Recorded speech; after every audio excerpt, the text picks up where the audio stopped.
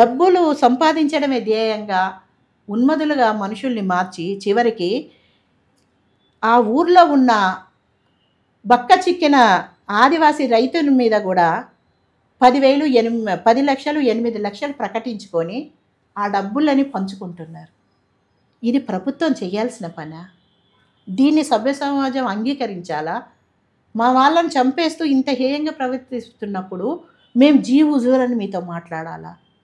మేము తప్పు, మా వాళ్ళని రానివ్వండి, 10 మంది వస్తారా, దండేస్తారా, పూలేస్తారా, లేకపోతే చివరి చూపు చూసుకోవడానికి 4 కన్నీటి బొట్లు వేస్తారా, రానివ్వండి. శవం కోసం ఎందుకు భయపడుతున్నారు? ఆయన ఇప్పుడు తుపాకీ భుజాన పెట్టుకొని AK-47తో నిలబడ్డ నక్సలైట్ కాదు, మావోయిస్ట్ కాదు. నిర్జీవంగా ప్రజల కోసము ప్రజల మధ్యనే ఉండి చనిపోయిన ఒక నిర్జీవమైన దేహం. ఇప్పుడు చలనం లేదు, మీరు భయపడక్కర్లేదు. ఇప్పుడు అతను మిమ్మల్ని వచ్చి 10 మందిని చంపలేడు, మీరు భయపడక్కర్లేదు. ఇప్పుడు అతను వచ్చి అక్కడికి వచ్చిన కొన్ని వేల మందికి సందేశాన్ని ఇవ్వలేడు, సాయుధ పోరాటం చేయమని చెప్పలేడు. ఎందుకు భయపడుతున్నారు? శరీరం బూడిదలో కలవాలి, అది మట్టిలో కలవాలి. అది కాల్చడం కోసము ఆ తల్లిదండ్రులకున్న చివరి హక్కు. కనీస సంస్కారాన్ని ప్రభుత్వాలు ఎందుకు పాటించట్లేదు? విదేశాలలో ఉన్న వాళ్ళని కూడా తెప్పించి ఇస్తూ గౌరవంగా నేను తెచ్చానని గర్వంగా చెప్పుకుంటున్నావే, మరి మా పిల్లల్ని మాకు ఉండకుండా ఎందుకు చేస్తున్నావు? మా పిల్లల్ని మా ఇంటి ముందు 20 ఏళ్ళ తర్వాత వస్తే మా ఇంటి ముందు ఒక 2 రోజులో 2 గంటలో ఉంచుకోవడానికి నువ్వు అంగీకరించే స్థితిలో ఆ శవాన్ని ఉంచట్లేదే. చివరి చూపు కోసం 10 మంది చూసుకుందామని అంటే గంట కూడా ఉంచొద్దు, 2 గంటలు కూడా ఉంచొద్దు అంటే ఎట్లా అంది? ఇక్కడ మనిషి చనిపోతే అమెరికాలో ఉన్న వాళ్ళు వచ్చేదాకా 5 రోజులు కూడా ప్రిజర్వ్లో బాడీ ఉంచుకుంటున్న చోట కేవలం విప్లవకారులైనందుకు అరగంటలో శవాన్ని తీసేయమండము ప్రజాస్వామిక వాతావరణమా? ఇది తప్పు అని ప్రశ్నిస్తే మేము అర్బన్ మావోయిస్టులం అవుతాము, మేము మావోయిస్టులకు సహకరిస్తున్న వాళ్ళం అవుతాము, లేదా అచ్చంగా మావోయిస్టులమే అయిపోతున్నాము. ఇది తప్పు అని మేము ప్రశ్నించకూడదా? మాకు హక్కులు లేవా? ఈ రాజ్యాంగం మాకు ఈ హక్కులు కల్పించలేదా? పోరాడతాం, న్యాయ పోరాటం చేస్తాం. మా వాళ్ళు సాయుధ పోరాటం చేస్తున్నారు, మేము న్యాయ పోరాటం చేస్తాం. ఇక్కడ రాజ్యాంగంలో ఉన్న హక్కులని కాపాడడం కోసము మేము కూడా ఆ ఉద్యమానికి మద్దతునిస్తాం. ఎందుకంటే ఆ అమరత్వాలను మేము కీర్తిస్తున్నాం. మేము చూసిన ఇన్ని వేల మంది రాజకీయ నాయకులలో ఎవరికి లేని విఘ్నత వాళ్ళకుంది. ఏ రోజైతే మేము 10 మంది కోసం ప్రాణం ఇస్తామని పోయారో కట్టుబట్టలతో, ఈరోజు వాళ్ళు అవే కట్టుబట్టలతో విగత జీవులుగా కనిపిస్తున్నారు. ఒంటి మీద బట్టలు కూడా లేకుండా మా దగ్గరికి వస్తున్నారు. దీన్ని మేము గౌరవించాలి కదా. మా పిల్లలు మంచివాళ్ళు కదా, మా సహచరులు మంచివాళ్ళు కదా. దీన్ని కాదు వీడు చెడ్డవాడు అని చెప్పడానికి సమాజం ఒప్పుకోవట్లేదు. వీళ్ళు చెడ్డవాళ్ళు అనడానికి వాళ్ళు చేసిన చెడు లేదు, ప్రభుత్వాలకి చెడు కనిపిస్తున్నాయి. ఎందుకనంటే వాళ్ళు పేదల పక్షాన కొట్లాడుతున్నారు, వాళ్ళు నోరులేని వాళ్ళ పక్షాన కొట్లాడుతున్నారు, వాళ్ళు అవినీతి అక్రమాలకు ఎదురెడుతున్నారు, బహుళజాతి కంపెనీలకు ఈ దేశ సంపదను కట్టబెట్టడాన్ని వాళ్ళు వ్యతిరేకిస్తున్నారు. అట్లాగే బలహీనుల మీద, పీడిత తాడితుల మీద, నిమ్న కులాల మీద, పేదవాళ్ళ మీద జరుగుతున్న అన్యాయాలని వాళ్ళు ప్రశ్నిస్తున్నారు. ఈ ప్రశ్నించడమే నేరం అయితే గనక ఆ ప్రశ్నించడంలో మేము భాగమవుతాం. పద్మగారు, మీ ఆవేదనను నేను అర్థం చేసుకోగలను. అయితే ఈరోజు ప్రభుత్వం, కేంద్ర ప్రభుత్వం లొంగిపోవాలి అని చెప్పి పిలుపునిస్తుంది. అయితే ఈ లొంగిపోవడం అనే చుట్టూ కూడా కేంద్ర ప్రభుత్వం కుట్రలు ఉన్నాయని చెప్పేసి బుద్ధిజీవులు అందరూ మాట్లాడుతున్నారు. ఈ నేపథ్యంలో మీరు ఒక కుటుంబ సభ్యులుగా, రక్త సంబంధీకులుగా, ఒకవేళ నిజంగా మావోయిస్టులు లొంగిపోతే మంచిదా, ఈ లొంగుబాటు గురించి మీరేమనుకుంటున్నారు అన్నది చెప్పమంటే ఏం చెప్తారు? ఇట్లా మనుషులని నిర్జీవులైన తర్వాత కూడా చూసి భయపడ్డం ఎందుకు? ఇన్ని శవాలను తీసుకొస్తున్నారు. ఈ మధ్యకాలంలో ఎవరిని అట్లా ఆపలేదు.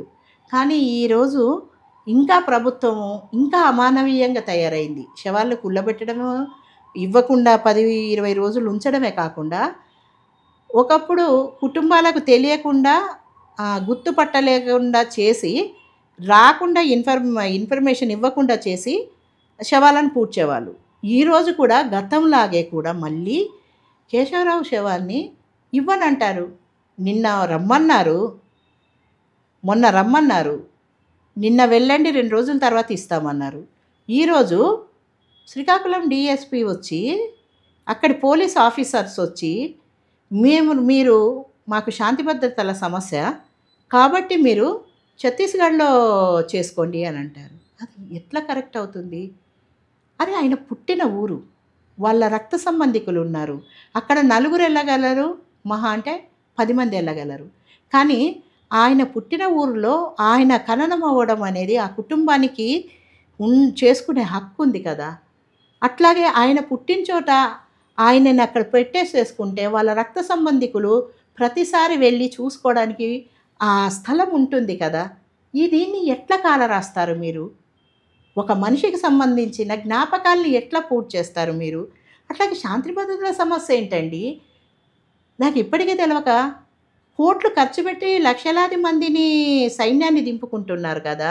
మనిషి చనిపోయారు కదా. ఒకవేళ చూడడానికి వెళ్ళిన ప్రజలమంతా కూడా మేము ఒక దుఃఖంతో నిస్సహాయతతో వెళ్తున్న వాళ్ళమే కదా. చూసి చివరి కన్నీళ్ళు విడిచి ఆయనను గౌరవంగా బయటికి పంపించడానికి వెళ్తున్నాం కదా. ఎందుకు ఇంత కుట్ర చేయాలి? ఈరోజు మేము అంగీకరించామనుకోండి, రేపు ప్రతి ఒక్కరిని ఇవ్వరు. అప్పుడు మేము మా కుటుంబ సభ్యులను తీసుకొచ్చుకోకూడదా?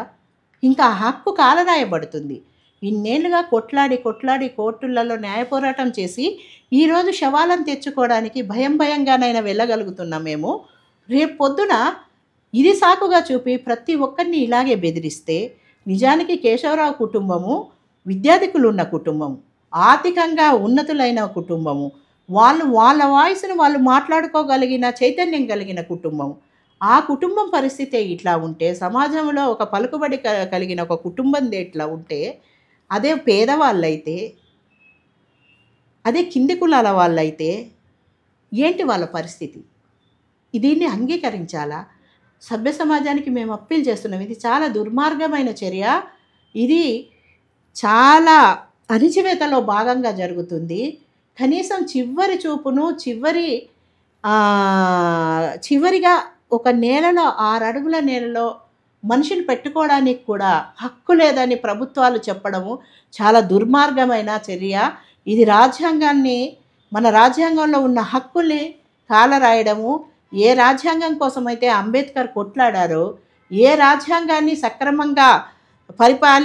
సక్రమంగా మీరు దాన్ని అమలుపరచండి అని ఇప్పటి వరకు మేమంతా కొట్లాడుతున్నామో, ఏ రాజ్యాంగం అయితే చాలా అవకతవకలతోని మీరు దాన్ని ఉపయోగించుకుంటున్నారు, మీ మనుగడకే దాన్ని ఉపయోగించుకుంటున్నారు, ప్రజల కోసం కాదని మా రక్త సంబంధికులు ప్రాణత్యాగానికి కూడా ఈరోజు సిద్ధపడుతున్నారో, ఇవన్నిటినీ కూడా ఈరోజు తుంగలో తొక్కుతూ ఇట్లా చేస్తే కనుక ఈ సభ్య సమాజము దీన్ని గమనించకపోతే, బుద్ధిజీవులైన వాళ్ళు, పోరాటంలో పాల్గొంటున్న అనేక రూపాలలో పోరాటం చేస్తున్న కార్యకర్తలు, మీరంతా కూడా ఈ అమరుల రక్త సంబంధికులకు మద్దతు తెలపాల్సిన అవసరం ఉంటుంది. ఇట్లాంటి అప్రజాస్వామిక చర్యలను ఖండించాలి. ఆ కుటుంబానికి మనం మద్దతుగా నిలబడాలి. ఆ నేల మీద ఆయనకు 6 అడుగుల స్థలము ఆ కుటుంబము ఇవ్వాలనుకుంటుంది. ఆయన చివరి గడియల్లో ఆ ఊరికొచ్చి అక్కడి ప్రజల మధ్యన అందరికీ, కుటుంబ సభ్యులకు, రక్త సంబంధికులకు, ఆ ఊరి వాళ్లకు చివరిగా కనిపించి ఆ భూమిలో కలిసిపోతాడు. దీన్ని ఆ కుటుంబానికి మనం సగౌరవంగా చేయాల్సిన అవసరం ఉంది. ఎందుకంటే ప్రజల కోసం, ఈ సమాజం కోసము సుదీర్ఘకాలం పోరాటం చేసిన యోధుడు అతను.